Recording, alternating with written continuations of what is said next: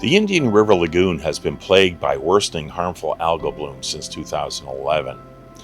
These blooms are particularly harmful in the Northern Indian River Lagoon, where our research shows they are being driven by excess nutrients, largely from local sewage pollution.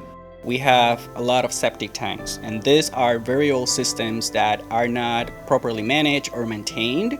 And because of that, we have a lot of discharges, and they keep leaking into the Indian River Lagoon, increasing this ammonium and nutrient content. When you get concentrations of septic tanks, many houses in a concentrated area, all on septic tanks, all those individuals under the belief that their septic tanks are working properly, which they are, but they are not removing the pollutants, and they weren't designed to, and that's the myth.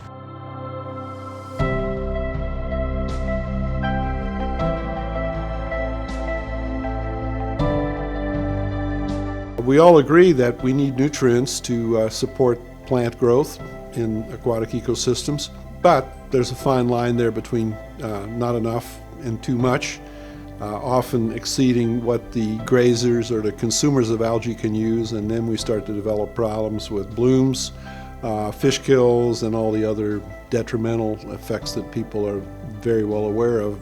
As recently as 2020, manatees were having already problems with malnutrition within that Northern Indian River Lagoon because there had been more than 50,000 acres of seagrass lost, but it hadn't yet culminated in the kind of disastrous effects that occurred here in late 2020 and early 2021, where we've now lost more than 200 manatees to malnutrition, starvation, and a combination of cold stress.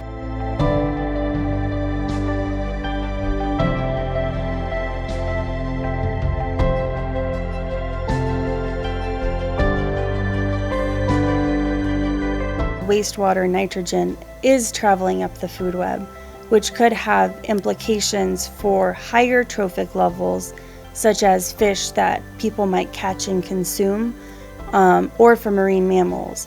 We need to do something about this, a better work on how to manage these old systems, and maybe move into more centralized systems where we can treat our wastewater and reduce the amount of nutrients and other pollutants that get into the lagoon. If you take the sewer conversion at 50 versus 15,000 for a distributed wastewater, we can put in 3 systems for the price of 1 conversion to sewer. Economics just tell you that's a great system. The only way we're going to be able to work toward the restoration of the lagoon is to stop these continuing inputs from septic tanks into the lagoon.